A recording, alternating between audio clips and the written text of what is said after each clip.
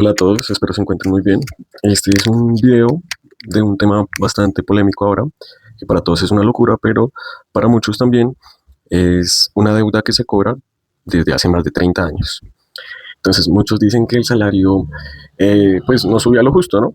Y lo que pasa es que siempre nos tenían como atemorizados en que no podía subir por el desempleo, porque si se subía entonces había más desempleo, no se podía contratar a más gente.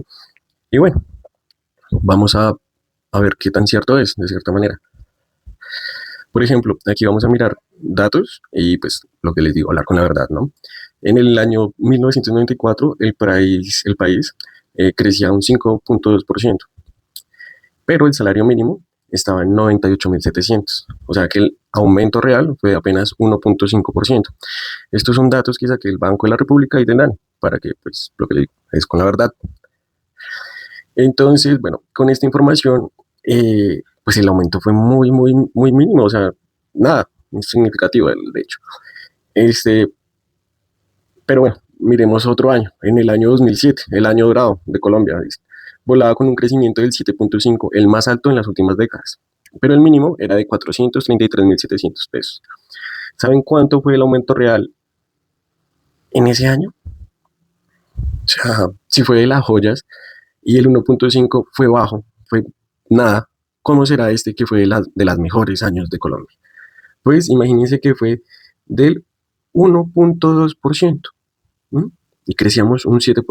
Entonces aquí es donde hay una brecha que ya se ha venido trabajando desde hace más años, o sea, había una brecha salarial en que el crecimiento económico había en Colombia, pero para la clase trabajadora, para la clase que pues era la que hacía que este crecimiento para las entidades financieras crecieran y para el comercio y para la industria y para como tal el país, pues no se viera reflejado, ¿sí?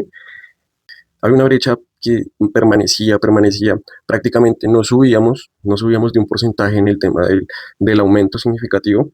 Entonces, bueno, y hay que mirar que en el 2007, aunque el PIB fue del 7.5%, el aumento real del salario fue 1.2, o sea, injusto.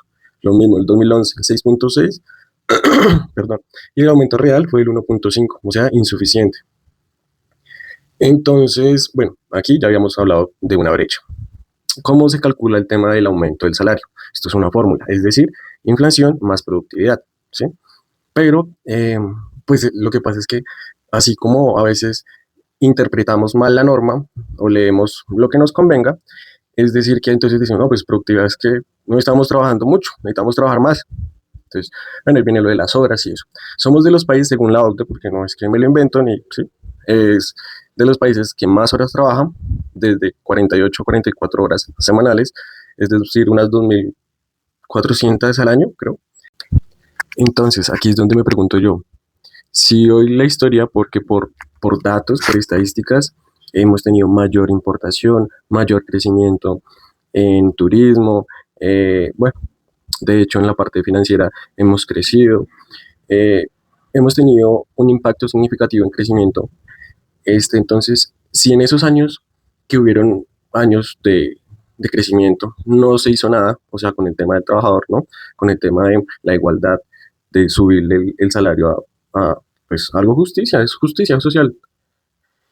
Entonces, ¿cómo no ahora? Pues aprovechar de cierta manera que pues, Colombia ahorita es de las mejores economías emergentes, eh, ahorita es prueba reina en el consumo, se puede ver, por ejemplo, no sé si ya vieron las estadísticas del Mundial, amo el fútbol, y qué casualidad que Colombia fue de los que más agotaron boletas para todos los partidos del Mundial, ¿no? Por ejemplo, el de Colombia-Portugal fue algo nunca antes visto. Entonces, qué casualidad. Y el 80% fueron colombianos los que compraron las boletas para ese partido. Entonces, bueno, ojo ahí, ¿no? Para las microempresas, la gente que, como yo también, que siempre he sido emprendedor, que emprende, que empiezan teniendo un trabajador o dos, el costo puede ser significativo, pero es que a eso va, ¿sí? A mayor a mayor plata para el trabajador, es decir, que puede llegar a consumir más y aquí es donde vamos a llegar. Entre más plata tenga la persona que trabaja conmigo, él puede consumir más, va a estar obviamente mucho más a gusto en el trabajo, entonces todo es una proporcionalidad, ¿sí? Eso es ley de demanda. Y con esto a qué voy, a que sí hay colombianos que estamos consumiendo en todo el mundo, o sea, generamos aumentos, ¿sí?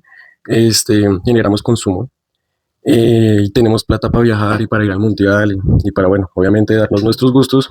Aquí es donde podernos, o sea, aquí es donde debemos tener empatía con nosotros mismos y con las personas aquí, por ejemplo, de que salgo aquí del barrio, la tiendita de aquí, en vez de ir hasta el centro comercial, donde marcas que ni siquiera son de aquí de Colombia, entonces aquí es donde voy a llegar yo. Vamos a apoyar a la industria, vamos a apoyar al emprendedor, a la persona que está vendiendo aquí, que se está tomando el tiempo, que está pagando impuestos, que está haciendo todo eso y que está saliendo adelante, ¿sí? Entonces, es aquí donde pues hay que tener esa empatía, ¿no? Porque todos para aquí, todos ganan. ¿Sí? Si yo le compro aquí al vecino, él va a tener más plata y después él de cierta manera va a tener que comprar ropa, o sea que después me compra a mí, o sea, sí, eso es un círculo de cierta manera. Pero si yo le estoy comprando a las marcas que son de Chile, que son de otro lado, entonces pues la plata no va a estar tanto aquí.